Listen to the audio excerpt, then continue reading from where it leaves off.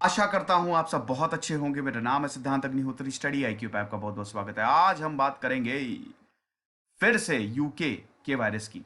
UK के virus मतलब यहाँ पे म्यूटेट हो गया है। वैसे आज 30 दिसंबर है, कल 31 है, परसों जनवरी है, 1 जनवरी है। अब हम 2021 में प्रवेश करने जा रहे हैं। हमारी प्रॉब्लम्स का अंत अब होगा।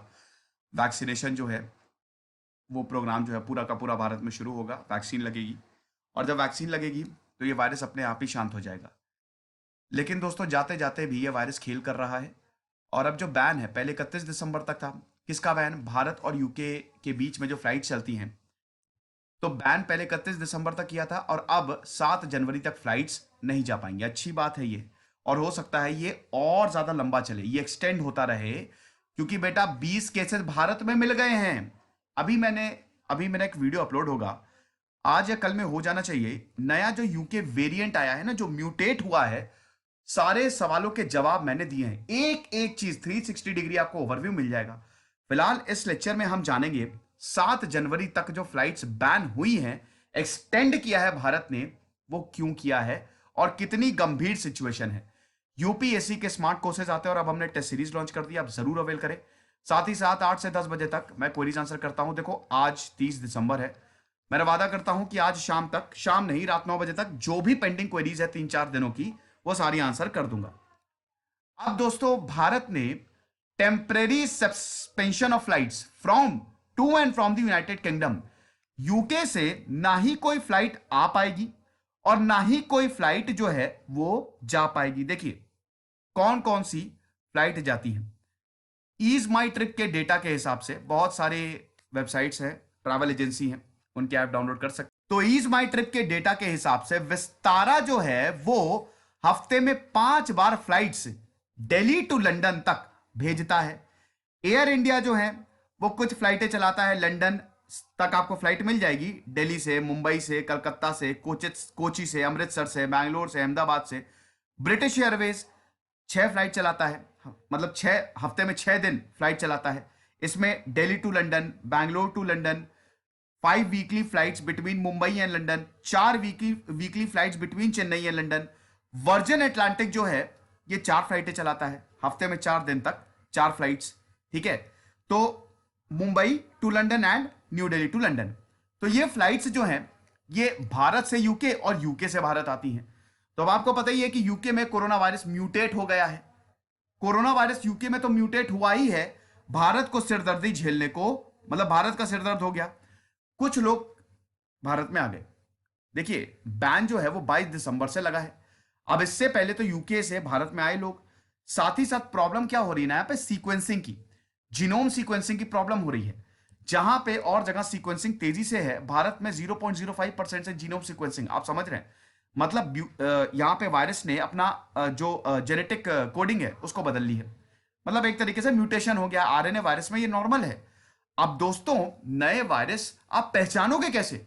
मान लो कि 10 पेशेंट है और 10 के 10 को कोरोना वायरस है, तो हमको पता कैसे चलेगा कि नया वाला वायरस किसको है? क्योंकि 70% ज्यादा इंफेक्शियस है, यही सोर्सेज बोल रहे हैं। सीवियर कितना है ये नहीं पता, लेकिन यस ये वायरस ज्यादा इंफेक्शियस है, क्योंकि भैया जो दोनों वेरिएंट है खतरनाक, वैसे कई बार म्यूटेशन हो चुका है, 20 से 25 बार ऑलरेडी म्यूटेट हो चुका है। ठीक है, बहुत सारे वेरिएंट्स, लेकिन जो दो सबसे खतरनाक वेरिएंट हैं वो आपस में मिक्स हो गए हैं। ठीक है, तो ये मिक्सचर वाला वायरस जो है ये बड़ा खतरनाक है और ज्यादा इंफेक्शियस है।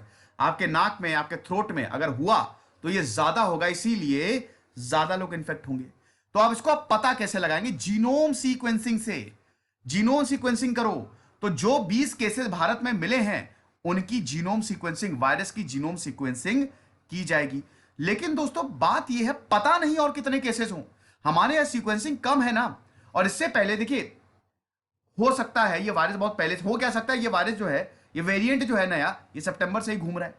और दोस्तों इटली, डेनमार्क, ऑस्ट्रेलिया, यहां पे नया वेरिएंट पहुंच गया है। ये जो यूके वेरिएंट है 70% मोर ट्रांसमिसेबल है। साथ ही साथ 30 से 60 साल की उम्र वालों को ये ज्यादा हो रहा है। तो इसीलिए हमको सतर्क रहना पड़ेगा, वरना तो दिक्कतें हो सकती है, क्योंकि ऑलरेडी ये कुछ देशों में पहुंच गया है। अब भारत सरकार जो है, ये देख लीजिए, देखिए 20 केसेस भारत में डिटेक्ट हुए, इसीलिए एविएशन मिनिस्ट्री ने ये डिसीजन लिया है। 6 केसेस ट्यूसडे को डिटेक्ट हुए थे। कुछ केसेस तो ऐसे हैं जो चकमा देके भाग गए थे, बाद में उनको लाया गया। अरे यार ऐसा मत करो भैया, इररिस्पॉन्सिबल एटीट्यूड। जिसको भी अगर सिम्टम्स लग रहे हैं तो तुरंत जाके चेक कराओ, अपनी तो जान खतरे में डालोगे ही, पता नहीं कितनों की जान खतरे में डाल दोगे। तो 6 केसेस ट्यूसडे को मिले थे और 14 केसेस आज मिले हैं। तो ये पीटीआई ने रिपोर्ट किया है।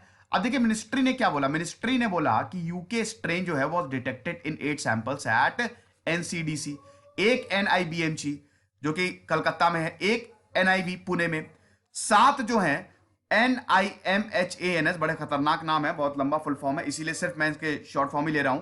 फिर 2 जो है वो CCMB और 1 जो है वो IGIB। यहां पे ये यूके स्ट्रेन को डिटेक्ट किया गया और इनकी जीनोम सीक्वेंसिंग चल रही है। देखो हेल्थ मिनिस्ट्री ये बोल रही है ना कि 14 दिन पहले जो भी यूके से भारत आया, हम और जिनको कोविड-19 है, जो पॉजिटिव पाए गए हैं, उनकी जीनोम सीक्वेंसिंग हम करने वाले हैं। पता चलेगा ना कि कैसा वायरस है, ताकि आने वाले समय में हम यह पहचान सके कि कौन सा म्यूटेटेड है और कौन सा ओरिजिनल था। अब एक्सपर्ट्स का यह कहना है कि भैया वैक्सीन तो काम करने वाली है, वैक्सीन एकदम जबरदस्त काम करेगी। तो वैक्सीन चाहे जो भी कितना भयानक स्ट्रेन आ जाए, देखो ये म्यूटेशन तो नॉर्मल है, आरएनए वायरस म्यूटेट करते हैं। क्यों करते हैं? आपकी एंटीबॉडीज लड़ाई करती हैं, एरर के चांसेस होते हैं। होता क्या है कि जब वायरस स्पाइक प्रोटीन के थ्रू आपसे चिपकता है, आपके सेल से, ये स्पाइक प्रोटीन होता है, चिपक गया आपके सेल से।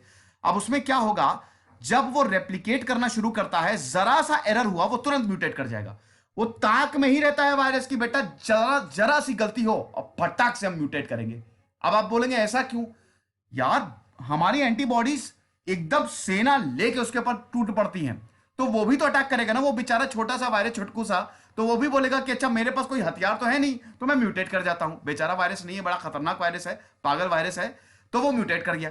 तो इसीलिए अब देखिए यहां पे नेचर ने छोटी से छोटी चीज को इतनी अकल दी है कि सर्वाइव कैसे करना है कि नहीं? तो इसीलिए वो म्यूटेट कर जाता है। म्यूटेट नॉर्मल है, डरने की इतनी बात नहीं है।